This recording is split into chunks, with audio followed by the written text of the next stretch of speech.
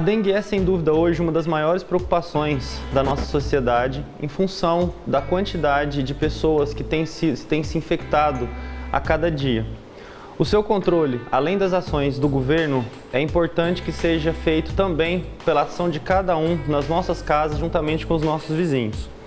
Uma das formas mais eficientes de se controlar a doença é controlar também o seu vetor, o mosquito Aedes.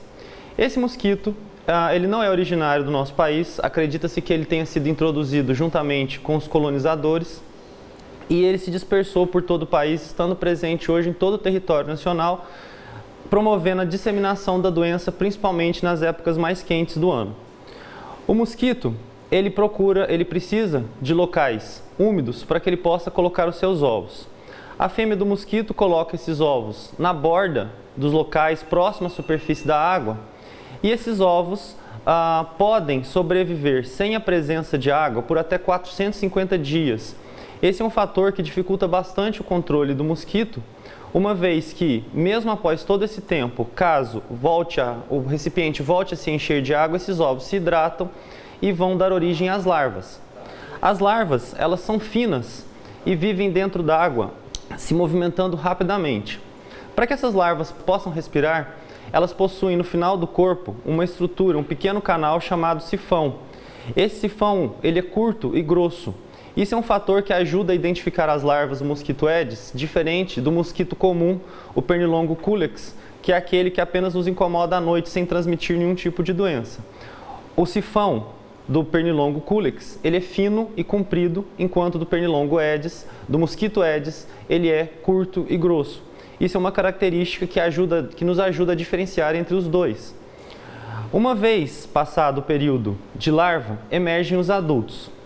Nos primeiros 2 dias, machos e fêmeas vão se procurar para que haja o acasalamento. Uma vez acasalada, a fêmea irá procurar hospedeiros, animais ou pessoas para que ela possa sugar sangue necessário para a maturação dos seus ovos. A partir do momento que ela consegue esse sangue, ela procura locais com água para colocar os seus ovos e reiniciar o ciclo. Uma vez emergidos esses adultos, eles são capazes de se dispersar por até 2 km. Isso é um fator bastante importante no controle, uma vez que a ação apenas na sua residência não é tão eficiente, devendo ser feita uma ação juntamente com vizinhos e outras pessoas do bairro para que se consiga um controle do mosquito de forma eficiente. Outro aspecto é que o mosquito Aedes, ele procura sempre água limpa, ao contrário do mosquito culex, que é capaz de se desenvolver em água poluída também. Diante da atual epidemia, surgem uma série de medidas, muitas delas não eficientes, pessoas às vezes até mal intencionadas que procuram divulgar medidas que não são eficientes para o controle do mosquito e consequentemente da doença. Essas medidas, elas acabam por prejudicar o controle de modo geral, fazendo com que o mosquito permaneça no ambiente e continue a disseminar a doença. Uma dessas medidas são os repelentes eletrônicos ou repelentes sonoros. Acredita-se, a propaganda diz que esses repelentes emitem sons que vão afastar o pernilongo. Isso é uma das medidas que não funciona e já está provado cientificamente. Outra medida muito divulgada é a utilização de borra de café nos locais com água. É importante lembrar que a principal medida é a eliminação da água.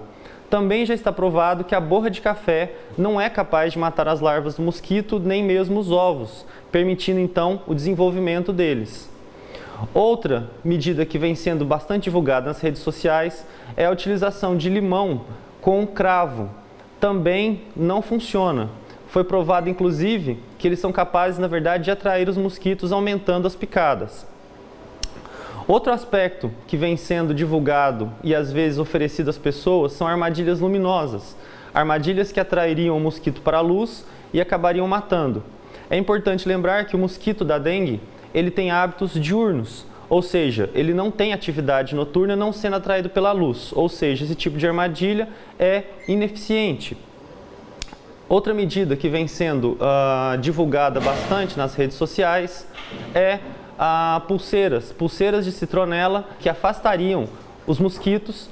Essas pulseiras já foram, inclusive, proibidas pelo Ministério da Saúde pelo fato de não haver nenhum tipo de eficiência. Uma outra medida, também bastante divulgada, seria o plantio da planta crotalária, que atrairia um predador do mosquito.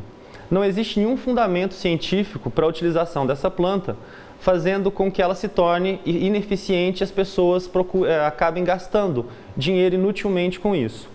É importante lembrar, as medidas que realmente funcionam para o controle do mosquito e, consequentemente, da doença, são as mesmas medidas simples que vêm sendo divulgadas há muito tempo. Ou seja, a eliminação dos criadouros, dos pontos com água nos quais o mosquito pode colocar os seus ovos, a eliminação do mosquito adulto através de inseticidas e o tratamento das pessoas doentes, que poderiam servir como fonte da doença se dispersando no ambiente. Acima disso, é importante que esses aspectos sejam divulgados para toda a população para que essas medidas que são realmente eficientes sejam praticadas por todos. O controle da doença, ele só é possível com uma ação integrada de todas as pessoas para que se consiga um controle eficiente.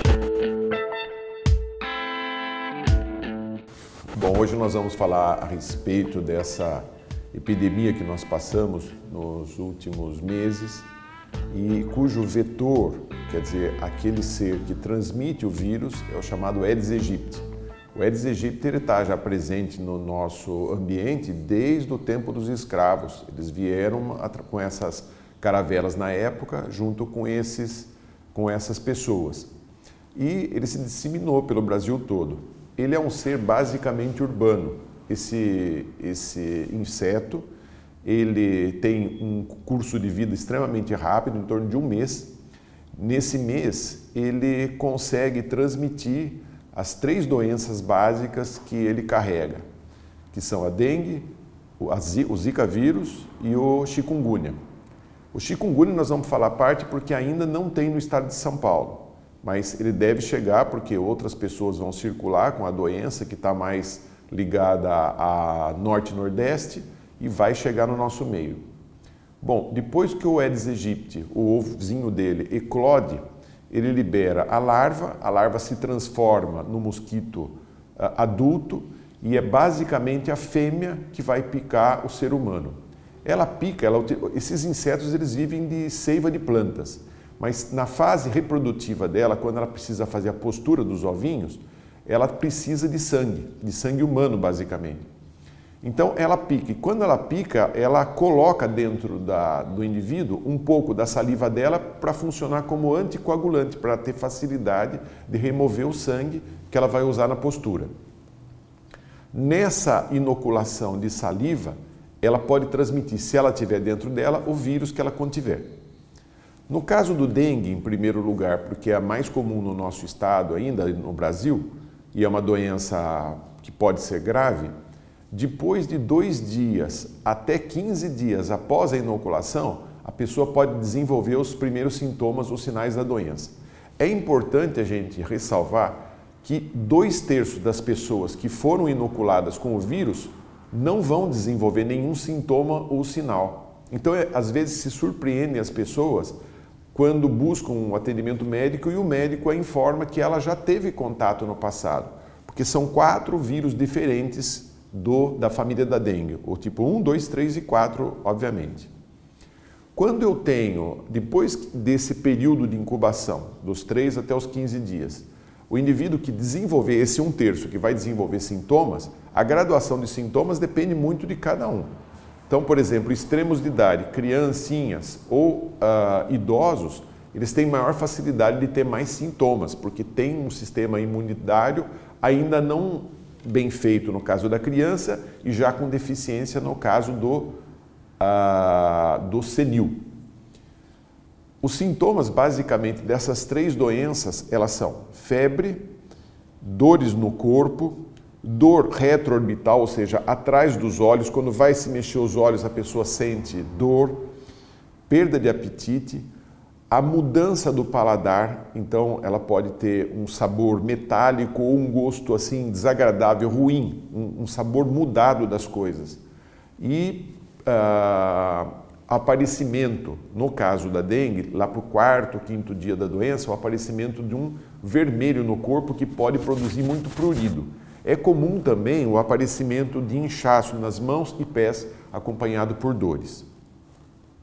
Não existe tratamento para nenhuma dessas doenças. O tratamento é para os sintomas que vão acontecendo. Então, para dor, para febre, para o mal-estar.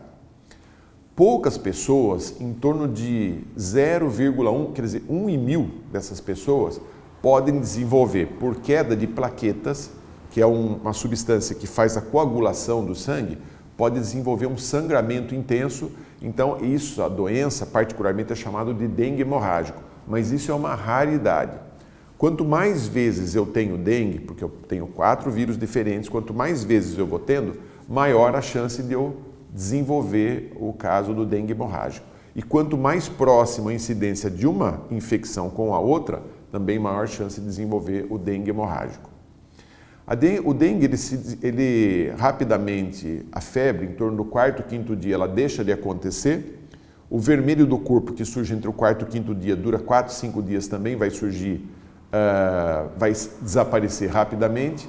E os últimos sintomas, eles devem desaparecer em torno de 3 semanas após o início. E os últimos sintomas é o cansaço, a fadiga física que acompanha todo esse período. Em relação ao Zika vírus, ela é uma doença muito mais leve do que o dengue. O Zika vírus só tem um vírus, portanto, se eu tiver Zika, nunca mais eu vou ter novamente, porque o meu sistema imune vai reconhecer aquele vírus e já criou defesa para sempre. O período de incubação é semelhante, 3 a 15 dias, ou seja, entre a picada do inseto e o desenvolvimento dos primeiros sinais ou sintomas. É muito característica no Zika vírus, a febre é bem baixa, 37,5, 38 graus no máximo. Só que o aparecimento daquele vermelho no corpo, que no caso do dengue acontecia entre o quarto e o quinto dia do início dos sintomas, no caso do Zika é já no primeiro dia. O primeiro dia já começa a ficar vermelho e aquele vermelho coça muito mais que no caso da dengue.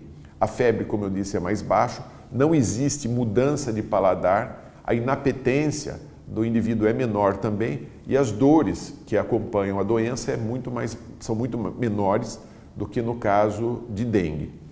Uma outra coisa característica do Zika vírus que quase não acontece no caso do dengue é o aparecimento de conjuntivite, ou seja, no branco do olho, nessa parte chamada esclera, ela fica vermelha. No caso do dengue, quase não aparece. É uma doença muito mais rápida, em torno de uma semana ela desaparece sem deixar grandes consequências. Por último, a doença chamada chikungunya, que tem no Brasil, é transmitida pelo mesmo mosquito, que é o Aedes aegypti, só que é uma doença mais crônica. Ela dá febre, ela pode desencadear raramente o vermelho no corpo, pode ter um pouco de perda de apetite, só que essa é a pior das doenças que a gente pode ter desse grupo das 3, porque ela pode dar dores no corpo, artralgia e artrite, ou seja, inflamação das juntas do corpo, com muita intensidade e durando de 1 a 3 anos pode acontecer essas dores. E o acompanhamento disso é feito e o tratamento com anti-inflamatórios e analgésicos. O nome de chikungunya, este nome, ela diz respeito a um dialeto banto e que, traduzindo, significa aqueles que se dobram. Por quê? As dores são tão intensas no corpo dessa pessoa durante todos esses meses que ele vai ficar doente, que eles andam curvados por dor. É uma doença não há tratamento específico como nenhuma das outras duas, o tratamento é feito com sintomáticos. Não existe até hoje profilaxia vacinal. As primeiras vacinas de dengue, que são feitas atualmente por um laboratório francês, que é a Sanofi Pasteur, ele vai estar no comércio ainda este ano. São 3 doses, não se sabe ainda o preço dessas vacinas contra os 4 sorotipos do dengue. Contra a Zika e contra a chikungunya ainda não existe perspectiva de prevenção vacinal. A vacina brasileira para dengue tem perspectiva de até 2018 já estar disponível na rede pública de saúde.